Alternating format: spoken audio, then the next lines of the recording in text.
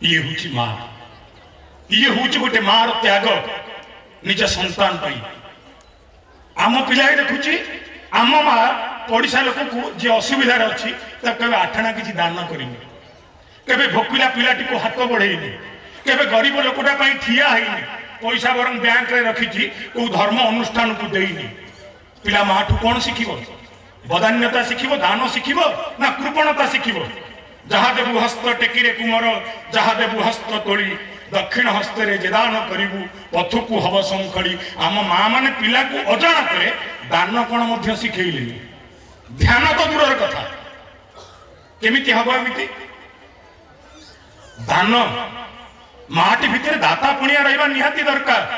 दिने अर्जुन पचारे कृष्ण को कहले सारा महाभारत रे एते चरित्र, अच्छा ए महाभारत रे सबुठु बड़ दानी किए?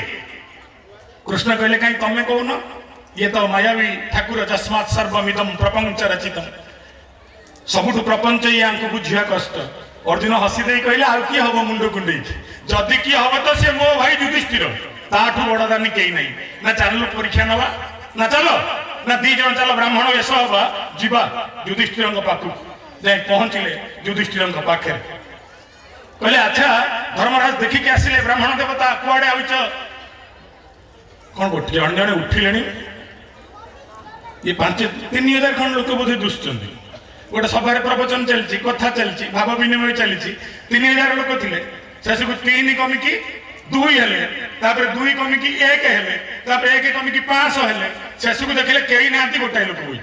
कहले भाई मोर एमती 3,000 पुलाई श्रोता दरकार नुह जो माने भाव को विनिमय करने शिखी ना, मत से गोटाए लोक दरकार जे भावर सह मो ठाकुर कथा शुणुची। लोकटा उठिला कहला तू कहवा बंद करू ना मुझे पारिया बाउंस उपाड़ी ना कहीं ना केकुआड़े गले माइकी वाला बोली मुझे कहीं मेरे हालत ऐसा ना बन जाए ठाकुर के दरबार में। युधिष्ठिर को देखिकी युधिष्ठिर देखिले छद्म बेश 2 जन ब्राह्मण आस युधिष्ठिर बुझी पारे ये कृष्ण आ अर्जुन बोली। कहले कुआड़े आस ब्राह्मण देवता? ना आज्ञा आप जानते 7 दिन धरी प्रचुर वर्षा चली ना। हाँ ना आम राज्य में अराजक मरुड़ी, आसंता काली आमर यज्ञ घृत जोगाड़ कर देइछु, पुरोहित जोगाड़ कर देइछु, अन्न व्यंजन जोगाड़ कर देइछु, किंतु गोटाई जिनिस जोगाड़ ना कौन सेटा ना हमको 7 सगड़ी चंदन काठ दरकार। युधिष्ठिर कहले कौन एमती वर्षा होउछि, वर्षा छाड़बार ना धरुनी, कौ जंगल में मिल तू शुखिला चंदन काठ तुमको कथा दूची तुम 7 सगड़ी मागिच तुम चतुर्मासिया छाड़ी खरा दिन में आस मु तुमको 100 सगड़ी चंदन काठ तुम घर को पठेदी।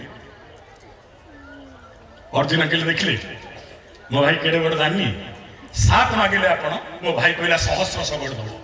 मो भाई टी गेल लगी 2 जन बारले भगवान कहले हम मते गेल लगी तत्ते गेल लगी आ गोटे जहाँ को विचार ना कौटी की जा ना कर्ण पाख जा ना यही बेचरे ना हाँ ना से आम विरोधी पार्टी ना हो मुआ अच्छी मोर कौन के विरोधी अच्छा 2 जन तो छद्म बेचरे से भी चिन्हबनी चल 2 जन जाक जा। कृष्ण अर्जुन सांग होगी गले जा पहुंचले कौटी ना कर्णर घरे कहले अंगराज अंगराज डाक देले। अंगराज धाई आसिले ब्राह्मण देवता कहतु दैवती कौन आपन को सेवा देवी जहाँ चाहिए मुझे सेवा देवी कहतु ना आज्ञा किसी सेवा दरकार नहीं खाली छोटिया जिनसटे मागिबू ना कौन ना खाली 7 सगड़ी चंदन काठ दरकार। कर्ण कहले बसंत 7 सगड़ी चंदन काठ घोड़ा है आपण को गाँव में पहुंचो ये आगे चंदन काठ लोड लोड हो जाऊ नहीं जीव सगड़ तुम गाँव को। 7 को 7 2 जन ब्राह्मण अतिथिशाला बही बसुँच कर्णकर गोटे दास आसी कहले आज्ञा जहाँ तू 7 सगड़ चंदन काठ रेडी घोड़े देर पानी पड़ार ना यज्ञ हो जातु। अर्जुन आ करके चाहिए कहले 7 सगड़ी चंदन काठ सांगे सांगे देदेला वर्षा दिन रे तार से घर ना काठ गोदाम एते काठ कौट रहा। भगवान कहले मु कहीं पचारि तू पचार ना कर्ण।